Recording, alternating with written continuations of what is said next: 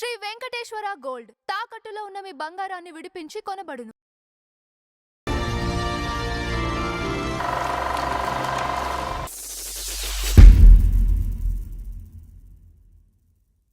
నమస్కారం నందం అర్చంద్రరావు గారు. నమస్కారం అంజబాబు గారు. సార్ మన ఫ్లాష్ బ్యాక్ లో టాలీవుడ్ నుంచి బాలీవుడ్కి వెళ్దాం. ఓకే ఓకే ఓకే ఓకే ఈరోజు సో మనకి టాలీవుడ్ లో తీసుకున్నట్టయితే మనకి సావిత్రి గారి స్టోరీలో సాడ్ ఎలాంటిదో బాలీవుడ్ లో కూడా ఒక నటీమణిది అలాంటి సాడే ఉంది. మీనాకుమారి అందరికి తెలిసిందే. ఓకే, ఈ రోజు మీనాకుమారి గారు చెప్పుకుందాం. వీళ్ళందరూ నుండి తెలివైన నటీమణులు వచ్చేటంటే చదువు లేకపోయినా ఎవరికి నటీమణులందరికీ కూడా చదువు లేకపోయిన మేధావులతో పనిచేసి రచయితలతోటి నటీనటులతోటి అనుభవజ్ఞులతో పనిచేసిన తర్వాత తెలివితేటలు వస్తాయి. వచ్చినా కూడా తెలివి తక్కువగా బిహేవ్ చేసి వాళ్ళ జీవితాలని శిథిలం చేసుకున్న వాళ్ళులో వీళ్ళు కూడా ఉన్నారు. ఓకే, మహానటీమణులు అనిపించుకున్నారు నటనలో. ఇక మీరు అడిగిన దీనికి ఏంటంటే అంటే వాళ్ళకి ఎంతమంది అభిమానులు ఉంటారో వాళ్ళ నటన ద్వారా అభిమానులు చాలామంది సంపాదించుకుంటారు. కానీ వాళ్ళను వాళ్ళు సంస్కరించుకోలేకపోవటం అనేది ఈ నటీమణుల్లో ఉన్న విషాదం. మనం చెప్పుకునే చాలామంది గురించి చెప్పుకున్నాం. వాళ్ళల్లో వీళ్ళు మహానటి అని ఎలాగో ఉందో వాళ్ళకి వీళ్ళ జీవితాల్లో విషాదం కూడా మహా ఉంది. అంచేత పోలికలు ఒకటే, ఇద్దరు పోలికలు ఒకటే. సావిత్రి గారు, మీనాకుమారి గారు నటన ఒకటే, ఒకే విధంగా ఉంటుంది. ఒకే టైప్ క్యారెక్టర్స్ చేశారు వాళ్ళకి. ఈ క్యారెక్టర్లో ఈవిడ వేయాలి, సావిత్రి గారు వేయాలంటే అదే క్యారెక్టరు మీనాకుమారి గారు కూడా హిందీలో చేస్తారు. అలాంటి క్యారెక్టర్సే. ఓకే, ఉదాహరణకి మనసే మందిరం సావిత్రి చేసింది ఆవిడ క్యారెక్టర్, హిందీలో మీనాకుమారి గారు చేశారు. ఆవిడ అలాగే నటన ఒకటి కదా, పోలికలు రెండు చెప్పాను కదా. ఆ తర్వాత ఒకే రకమైన అలవాట్లు ఇద్దరికి జీవితంలో, ఒకే రకమైన జీవితం వచ్చింది వాళ్ళిద్దరికి. పెళ్ళిళ్ళ విషయంలో కానీ పర్సనల్ జీవితాల్లో కానీ ఒకే రకంగా సాగింది వాళ్ళిద్దరికి. దీంట్లో పోల్చుకోవాల్సిన అవసరం చాలా ఉంది. ఇంచేతంటే ఒక్కొక్క దీంట్లో ఒక్కొక్క ఇద్దరు జీవితాలు మ్యాచ్ అవ్వడం అనేది ఇక్కడే చూస్తాం మనం. ఏమండి, అలవాట్లు కానీ జీవితాలు కానీ ఒకే విధంగా సాగాయి వాళ్ళిద్దరి. ఇక టాలీవుడ్లో సావిత్రి గారి జీవితం, అటు బాలీవుడ్లో మీనాకుమారి గారి జీవితం. సరే, మీనాకుమారి గారి ఒరిజినల్గా హిందూ కాదు, మెహజబీన్ బానో. ఈవిడికి ఇద్దరు సిస్టర్స్ కూడా ఉన్నారు. ఆ సిస్టర్స్లో ఒక సిస్టరు ప్రముఖ హాస్య నటుడు మెహమూద్ భార్య. చరిత్ర ఉంది వీళ్ళకి, ఫ్యామిలీకి. కానీ వీళ్ళ ఫాదర్ ఏంటంటే అల్లా బక్ష్ అని, అతను ఒక ఉర్దూ రైటరు. ఈవిడ కూడా రచయిత్రే. ఈవిడ కలం పేరు నాజ్. ఈవిడ గాయకురాలు, తర్వాత రచయిత్రి, తర్వాత కాస్ట్యూమ్ డిజైనర్ కూడా. ఆవిడ కాస్ట్యూమ్స్ ఆవిడే వేసుకుంటారు. ఏమండి, ఇది అయిన తర్వాత ఈ అల్లా బక్ష్ అనేవాడు ఉర్దూ రైటరు ప్లస్ హార్మోనిస్టు. ఇదే వాళ్ళ జీవనం. తర్వాత భార్య పేరు ఇక్బాల్ బేగం. ఆవిడ మూకీ చిత్రాల నటి ప్లస్ డాన్సర్ కూడా. డాన్స్ కార్యక్రమాల్లో కూడా గ్రూప్ డాన్సర్గా అన్ని చేస్తూ ఉంటుంది. పేద కుటుంబం మొత్తం. పని చేస్తే తప్ప జీవితాన్ని గడలేదు. 3 పిల్లలు పెంచాలి. అసలు ఫస్ట్ ఈవిడ పుట్టినప్పుడు, మెహజబీన్ బానో పుట్టినప్పుడు ఈవిడ్ని అనాథ శరణాలయాలకు పంపించేద్దాం అనుకున్నారు, పెంచలేక. కానీ మళ్ళీ ఎందుకో ఆవిడ అందమైన మొహం చూసి వదులుకోలేక మళ్ళీ వెనక్కి తెచ్చేసారు, అక్కడ దాకా తీసుకెళ్ళి. ఈవిడ 1933లో పుట్టింది. 1933లో వీళ్ళిద్దరికీ పుట్టింది. పుట్టిన తర్వాత సరే వాళ్ళు వదిలేద్దాం అనుకున్నారు కదా, ఆవిడే ఆధారమైంది వీళ్ళ కుటుంబాలకి. సినిమాల్లో అప్పట్లో ఎక్కువ సినిమాలు కూడా ఆదాయం కూడా లేదండి, ఎక్కువ సంసారం ఎక్కువ. 3 పిల్లలున్నా కూడా వీళ్ళకి ఎక్కువ ప్రోగ్రాములు ఆయనకి వచ్చేవి కాదు. ఉర్దూ రైటర్స్ కూడా అప్పుడు అంతగా ఇది లేదు. కవిత్వాలకు ఎప్పుడు కూడా అంత ఎక్కడ ఉంటుందండి, అట్రాక్షన్ ఉంటుంది కదా. అంచేత ఈ బాధలు పడుతుండగా ఈ సినిమా పరిచయాలు ఉన్నాయి కదా, ఈ పాపను చూసిన వాళ్ళు బాలనటిగా తీసుకున్నారు. ఒక పక్కన లెదర్ పెయిన్ అని ఒక సినిమాలో ఫస్ట్ 4 సంవత్సరాల వయసులో మీనాకుమారి అక్కడికి వెళ్ళాక పేరు మార్చుకుంది, అంటే ఈజీగా ఉంటుందని. అందరూ మార్చుకున్నారు, దాదాపుగా మధుబాల కూడా మార్చుకుంది.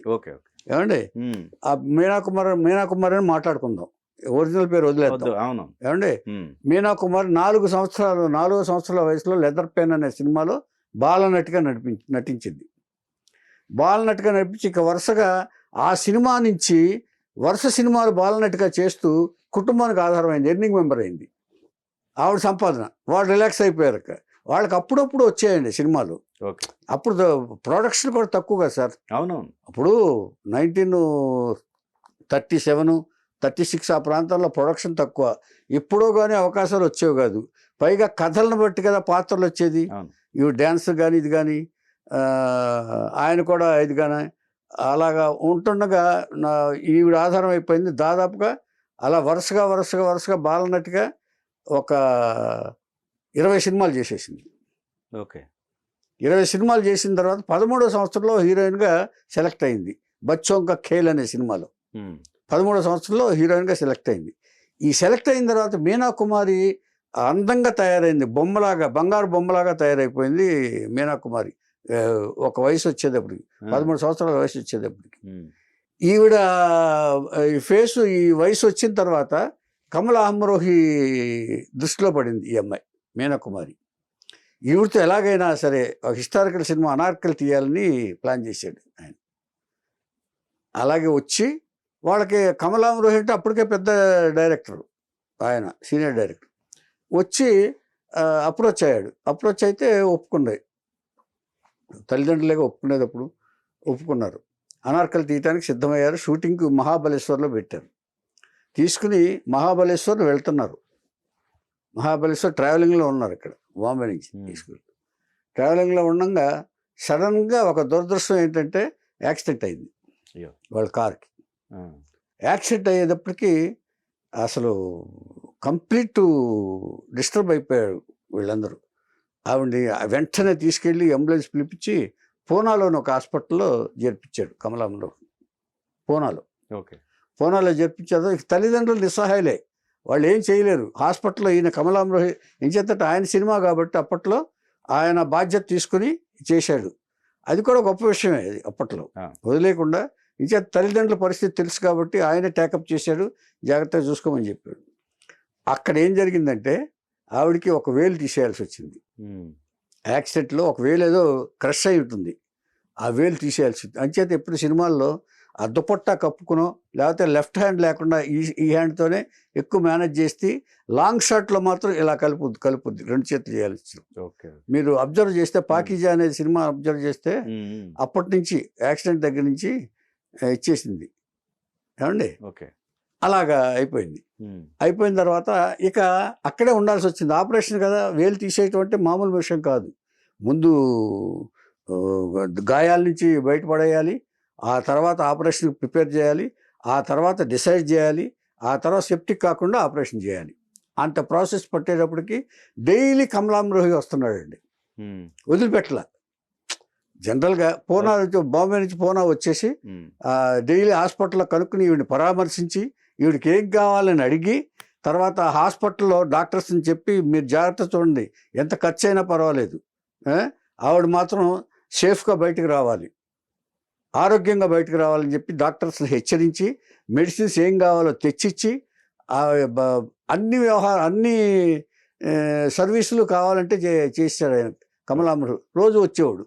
రోజు వచ్చి నేను వదిలేశాడు అనే ఫీలింగ్ కలగకుండా ఆవిడకి అన్ని సర్వీసులు చేశాడు. ఇందాక ఒక దీంట్లో డిస్కషన్లో మనం అనుకున్నాం గాయకులకి ఆర్ద్రత ఉంటుందని. ఈ సర్వీసులు చేసేటప్పటికి మీనా కుమార్ దృష్టిలో పడ్డాడు. దాదాపుగా వదలకుండా ఏ ప్రొడ్యూసర్ అయినా కొంతకాలం అయిన తర్వాత డబ్బు ఇచ్చేసి మీరు చూసుకోండి అని చెప్పి వెళ్ళిపోతాడు. ఈయన అలా చూసుకోవాలా, ఈయన బిజీ డైరెక్టర్, బిజీ ప్రొడ్యూసరు. అలా చూసుకుంటే he personally attended for the service of Meena Kumari. అంటే దీంట్లో ఇన్నర్ వ్యూ ఉంటుంది, అందరికీ తెలిసింది అది ఏమండి. అది మనం ఇదిగా చెప్పుకోక్కర్లా. అలా అయిన తర్వాత 4 months అయిందండి ఇలాగ హాస్పిటల్లో. 4 months అయితే మొత్తం ఖర్చు తనే పెట్టుకున్నాడు, ఆవిడ ఆప్యాయంగా చూసుకున్నాడు. ఒకళ్ళ పట్ల ఒకళ్ళకి ముందు మీనా కుమార్కి సాఫ్ట్ నేచర్ వచ్చింది. ఆవిడ గాయకురాలు, సెన్సిటివ్ బాగా. ఎవరైనా సర్వీస్ చేస్తే వాళ్ళ పట్ల కొంచెం ఆప్యాయత ఇది చేస్తుంది. అలాగా అయ్యేటప్పటికి ఇద్దరు ఒకళ్ళనొకరు ఇదయ్యేప్పటికీ వాళ్ళకి ఆ, ఇష్టం పెరిగింది. ఇష్టం పెరిగి పెళ్లి చేసుకుందాం అనుకున్నారు. కానీ కమలాంబరోహికి ఆల్రెడీ పెళ్ళయింది. ఓకే. 3 పిల్లలు ఉన్నారు. ఇక్కడ మనం చెప్పుకోవాల్సిన సావిత్రి గురించి. ఈవిడికి 15 ఏళ్ళే దాదాపు. ఆవిడికి 15 ఏళ్ల వయసులోనే జమినీ గణేషన్ తగిలాడు. జమినీ గణేషన్ కూడా ఇలాగే ఆవిడికి కెరీర్ గురించి సలహాలు ఇస్తూ 3 పిల్లలున్న తండ్రి అతను. అప్పటికి సావిత్రి 15 ఏళ్ల వయసులో ఇన్ఫాచ్యుయేషన్లో పెళ్లి చేసుకుంది. ఇక్కడ మీనా కుమారి కూడా 3 పిల్లలున్న తండ్రినే పెళ్లి చేసుకుంది. అందుకే పోలికి చెప్పాను. ఏమండి, సావిత్రికి దీంట్లో కాకుండా జీవితాల్లో కూడా పోలికలు, అలవాట్లో కూడా పోలికలు అని తర్వాత చెప్తాను. ఏమండి, ఇలాగా అంటే ఇక్కడ ఒక ఇన్సిడెంట్ మనకి. తర్వాత అయిన తర్వాత పెళ్లి చేసుకోమంటే ఎవరు ఒప్పుకోరు కదా జనరల్గా. అంటే ఈ బాలీవుడ్లో ఇట్స్ ఎ కామన్ థింగ్, రెండో పెళ్లి చేసుకోవటం, అమ్మాయిలతో ఇచ్చేసుకోవటం అనేది. సరే, ఆయన ఏం ఒప్పించుకున్నాడు, ఏదో సీక్రెట్గా పెళ్లి చేసుకున్నారు. కొంతకాలం సీక్రెట్గానే రన్ అయింది. రన్ అయిన తర్వాత తండ్రితో చెప్పింది ఈవిడ, ఇలా పెళ్లి చేసుకున్నాను. సీరియస్ అయ్యాడు. ఎందుకు సీరియస్ అయ్యాడంటే పెళ్లి గురించి కాదు, వాళ్ళకి ఆధారం పోయింది. ఇప్పుడు అతను కబంధ హస్తాల్లోకి వెళ్ళిపోతుంది ఈ అమ్మాయి. ఇప్పుడు హీరోయిన్. ఇప్పుడు అప్పట్లో ఈ అమ్మాయి వల్ల పోషింపబడుతున్నారు వాళ్ళు. అందుకని డైవర్స్ ఇచ్చామన్నాడు. డైవర్స్ ఇచ్చామంటే సైలెంట్ అయిపోయింది, మాట్లాడలే.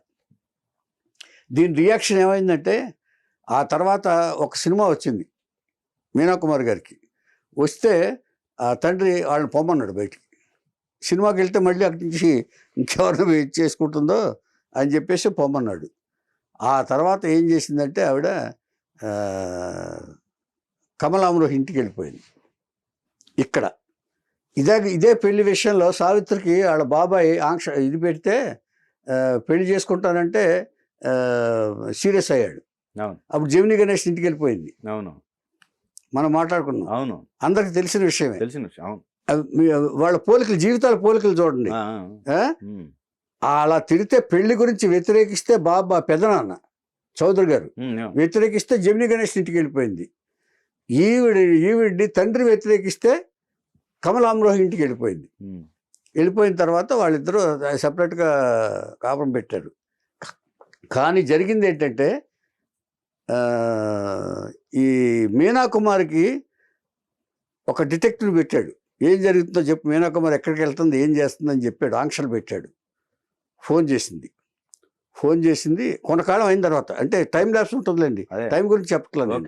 ఏమండి, అలాగే సావిత్రి పెదనాన్న కూడా ఒక ఆడ మనిషిని పెట్టాడు.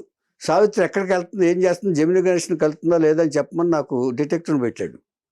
ఇక్కడ ఈయన కమలాంబరోహి కూడా ఒక మనిషిని పెట్టాడు. ఆంక్షలు పెట్టాడు, ఎక్కడికి వెళ్తుంది ఏంటనేది అని పెట్టాడు. ఫోన్ చేసింది కమలాంబరోహి, ఏంటి నా వెనకాల మనిషిని పంపించావు అని చెప్పేసి. ఇంటికి రా మాట్లాడుకుందాం అన్నాడు. ఆజావు అన్నాడు. మాట్లాడుకోవటాల్లో ఏమి లేవు అని చెప్పి మళ్ళీ పుట్టింటికి వెళ్ళిపోయింది ఈవిడ. ఆవిడ వెళ్ళలేదు, వెళ్ళిపోయింది. వెళ్ళిపోయిన తర్వాత అప్పుడు ఇక అనార్కలి క్యాన్సిల్ అయిపోయింది. ఇక పుట్టింటికి వెళ్ళిపోయిన తర్వాత అక్కడి నుంచి ఈవిడ కెరీర్ స్టార్ట్ చేస్తూ పడింది. కానీ ఉన్నప్పుడే ఏం జరిగిందంటే పాకీజా స్టార్ట్ చేశాడు. అప్పుడు ఈ మీనా కుమార్తో మ్యారేజ్ అయిన తర్వాత కొంతకాలానికి పాకీజా స్టార్ట్ చేశాడు. అది ఆగిపోయింది. మొదట అనుకున్న అనార్కలి ఆగిపోయింది, పాకీజా కూడా ఆడిపోయింది.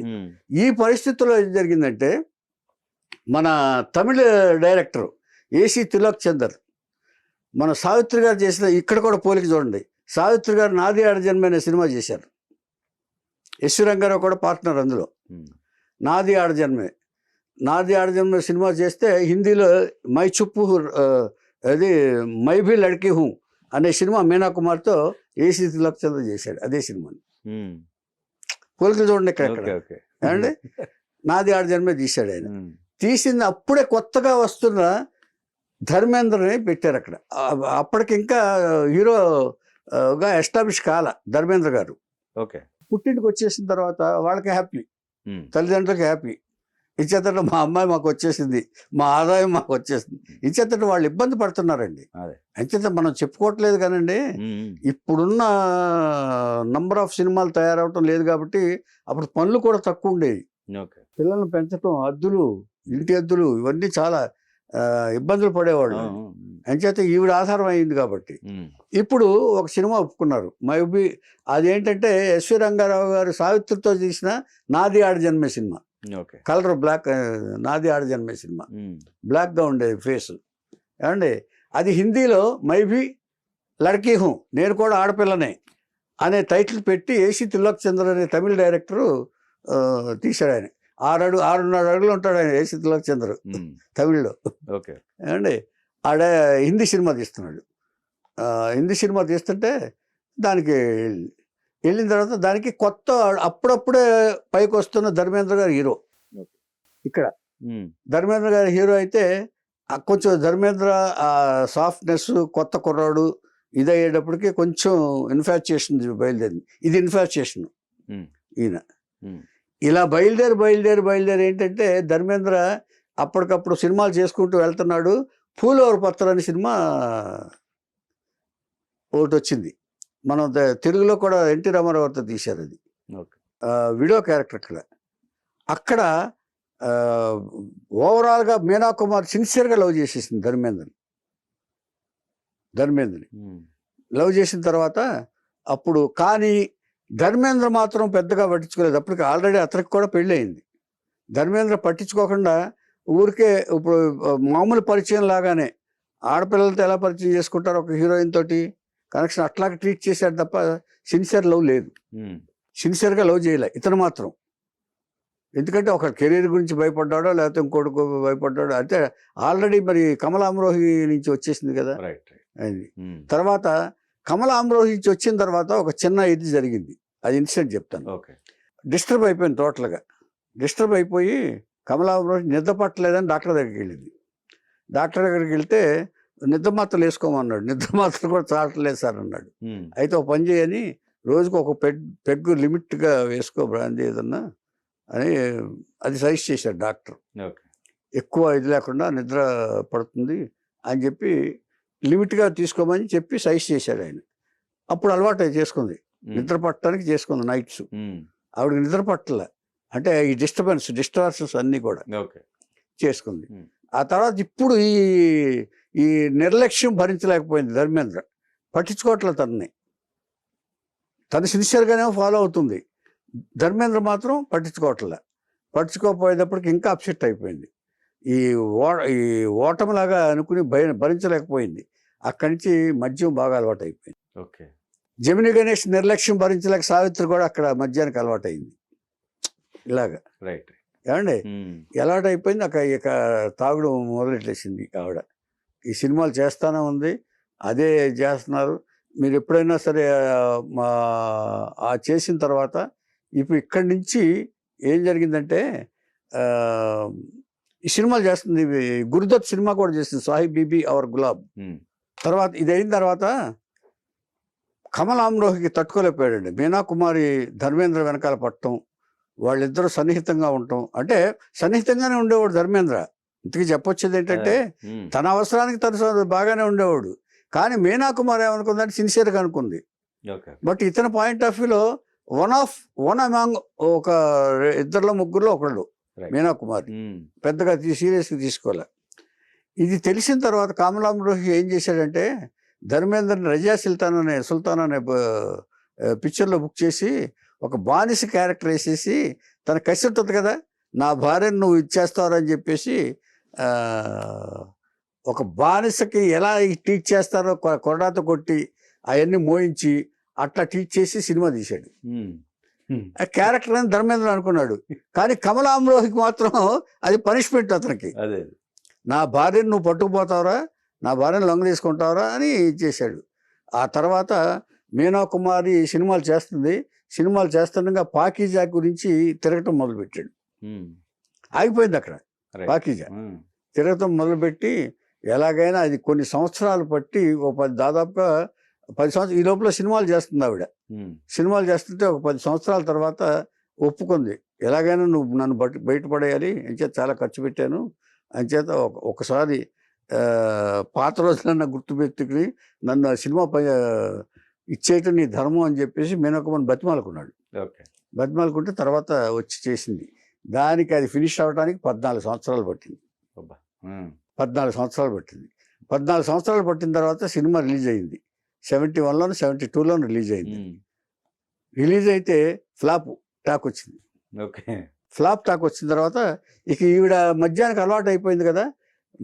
మద్యానికి అలవాటు అయిపోయిన తర్వాత ఈవిడ డబ్బులు ఇస్తే అసిస్టెంట్ ఏం చేస్తారు తెలుసంటే, వాళ్ళు మంచి బ్రాండెడ్ బ్రాందీ తెమ్మంటే, ఈ విస్కీ తెమ్మంటే వీళ్ళు ఏం చేశారంటే చీప్ లిక్కర్ తెచ్చిచ్చారు మీనాకుమారి.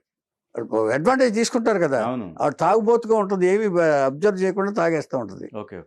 మనం సినిమాల్లో చూస్తూ ఉంటాం కదా, ఎవడి మీద కోపం ఉంటే వీడు తాగేసి దాంట్లో నీళ్లు కలిపి తీసుకొస్తూ ఉంటారు. అలాగే వీళ్ళు చీప్ లిక్కర్ తెచ్చిస్తే అదే తాగేసింది. తాగేసేటప్పటికి ఇక లివరు డిస్టర్బ్ అయిపోయి సిరోసిస్ ఏదో వ్యాధి వచ్చిందండి, లివర్ సిరోసిస్ ఏదో వ్యాధి వచ్చింది. వ్యాధి వచ్చి హఠాత్తుగా మరణించింది. హాస్పిటల్లో చేరి 2 రోజులు కోమాలోకి వెళ్ళిపోయిందండి. ఈ దీనివల్ల దాన్ని ఏమంటారు, కల్తీ సారా. కల్తీ సారా అనుకోవాలి మనం, తెలుగులో కరెక్ట్గా చెప్పాలంటే కల్తీ సారా. అంటే అలా అయిపోయింది. అయిపోయి మరణించింది. మరణించిన తర్వాత పాకిజా రైజ్ అయింది, కలెక్షన్స్ రైజ్ అయ్యి సూపర్ హిట్ అయింది. అంటే చనిపోయినా కూడా ఆవిడ దీని కాకుండా ఆత్మ కూడా ఒక మానవతా దృష్టితోటి ఒక తన మోసం చేసిన భర్తకి ఇచ్చేసింది, సహాయం చేసిన నటిగా మిగిలిపోయింది. ఆవిడ చనిపోయిన తర్వాత నర్గీస్ ఒక స్టేట్మెంట్ ఇచ్చింది, నాకు చాలా ఆనందంగా ఉంది నువ్వు చనిపోవటం. నీలాంటి ప్రేమమూర్తి ఇలాంటి మృగాల మధ్య రాక్షసుల మధ్య ఉండకూడదు, నువ్వు స్వర్గలోకంలోనే ఉండు. నువ్వు ఇక్కడికి మళ్ళీ పుట్టావనుకో ఈ రాక్షసులందరూ నేను తినేస్తారు. అంచేత నేను భగవంతుని ప్రార్థిస్తున్నాను, నువ్వు మళ్ళీ పుట్టకూడదని మీనా అని చెప్పి నర్గీస్ స్టేట్మెంట్ ఇచ్చింది. ఇది ఓపెన్ స్టేట్మెంట్. మీనాకుమార్ జీవితం 6 అధ్యాయాల ఇది పుస్తకం. అలాంటిది పుట్టుక, అబద్ధాలు, జీవితంలో అన్ని అబద్ధాలు వచ్చినాయి. తర్వాత నటిగా రైజ్ అయింది, తర్వాత మళ్ళీ పతనం అయింది ఈ ఇన్సిడెంట్స్ వల్ల.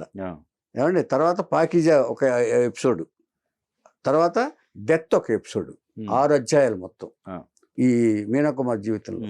తర్వాత రాజ్ కుమారు హిందీ ఆర్టిస్ట్, ఆయన పెద్ద ప్రిన్స్ లాగా ఉంటాడు. ఆయన రాజ్ కుమార్ మంచి ఆర్టిస్ట్ కూడాను, ఒక డిగ్నిఫైడ్ ఆర్టిస్టు. అతను మీనాకుమార్తో చేసేటప్పుడు ఎవరైనా సరే ఆయన ఒక్కసారి చూస్తూ మైమర్చిపోయి తన డైలాగ్ మర్చిపోయేవాడంట ఈవిడ నటించడం చూసి. ఇప్పుడు సావిత్రి గారు గురించి చెప్పుకుంటూ ఉండేవాళ్ళు, మీకు ఎన్ని చుక్కలు కావాలి కన్నీళ్ళు అని అడిగి అన్ని చుక్కలే వచ్చేటట్టుగా గిరజలం లేకుండా నటించే నటిమణి. అలాంటి నటిమణి మీనాకుమారి హిందీలో.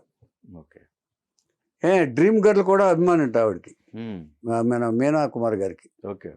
డ్రీమ్ గర్ల్ కూడా అంటే ఆవిడంటే ఆవిడ నటనంటే ఎవరు నచ్చని వాళ్ళు ఉంటారు? సావిత్రి గారు నచ్చని వాళ్ళు ఎవరైనా ఉన్నారు మన తెలుగులో? అలాగే ఆవిడని ఆదర్శంగా తీసుకుంటారు, ఇల్లు తీసుకుంటారు. తర్వాత దిల్ అప్నా ఔర్ ప్రీత్ పరాయి ఒక సినిమా, సాహిబ్ బీబీ ఔర్ గులాం గురుదత్ గారిది, తర్వాత బైజు బావరా, ఇలాంటి అసలు చరిత్రాత్మక చిత్రాలు ఇవన్నీ. పాకిజా. ఏమండి, ఇంతకంటే ఇన్ని సినిమాలు చేసిన తర్వాత కంటిన్యూస్గా ఫిల్మ్ఫేర్ అవార్డు స్టార్ట్ చేసిన తర్వాత నుంచి 13 సంవత్సరాలు కంటిన్యూస్గా నామినేషన్ చేయబడ్డ నటీమణి మీనాకుమారి. 14వ సంవత్సరంలోనే నూతనకి ఇచ్చారంట. 13 సంవత్సరాలు కంటిన్యూస్గా ఫిల్మ్ఫేర్ అవార్డు ఈవిడికి. అంతటి మహాన్ నటీమణి. అంటే మన తెలుగులోనేమో సావిత్రి గారు ఒకళ్ళు అలాంటి కోవకు చెందినవారు. మీనాకుమారి కూడా వాళ్ళ జీవితాలు ఎందుకో మరి భగవంతుడు ఇక్కడ ఈవిడ్ని అటు అక్కడ ఆవిడ్ని పుట్టించి ఒకే టైపు జీవితాన్ని అందించాడేమో అని అనిపిస్తుంది నాకు. ఇది మీనాకుమారి గారి చరిత్ర.